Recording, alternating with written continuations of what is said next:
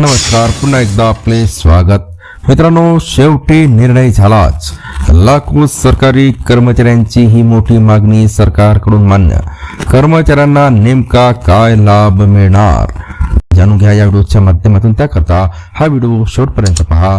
चॅनलला आपण सबस्क्राईब केलं नसेल तर मित्रांनो चॅनलला सबस्क्राईब करा, व्हिडिओला लाईक करा.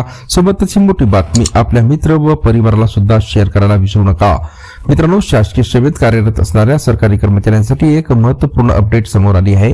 ही अपडेट येत्या काळात शासकीय सेवेतून सेवानिवृत्त होणाऱ्या सरकारी कर्मचाऱ्यांसाठी खास ठरणार आहे. आम्ही आपणास सांगू इच्छितो की गेल्या काही वर्षापासून केंद्रीय सरकारी कर्मचाऱ्यांच्या माध्यमातून पेन्शनबाबत महत्त्वाची मागणी उपस्थित केली जात होती. दरम्यान आता सरकारी कर्मचाऱ्यांची पेन्शन संदर्भातील ही मागणी मान्य करण्यात आली आहे. केंद्र सरकारने सरकारी कर्मचाऱ्यांना मोठा दिलासा दिला आहे. सरकारने घेतलेल्या नव्या निर्णयानुसार आता सरकारी कर्मचाऱ्यांना राष्ट्रीय पेन्शन योजना म्हणजे एनपीएस आणि युनिफाईड पेन्शन सिस्टम म्हणजे यूपीएस अंतर्गत 2 नवे गुंतवणूक पर्याय उपलब्ध होणार आहेत. गेल्या अनेक दिवसापासून कर्मचाऱ्यांकडून या संदर्भात मागणी केली जात होती आणि यासाठी शासनाकडे जोरदार पाठपुरावा देखील सुरू होता. आता अखेर शासनाकडे सुरू असणारा हा पाठपुरावा यशस्वी झाला असून सरकारी कर्मचाऱ्यांना गुंतवणुकीसाठी 2 नवे पर्याय उपलब्ध होणार आहेत.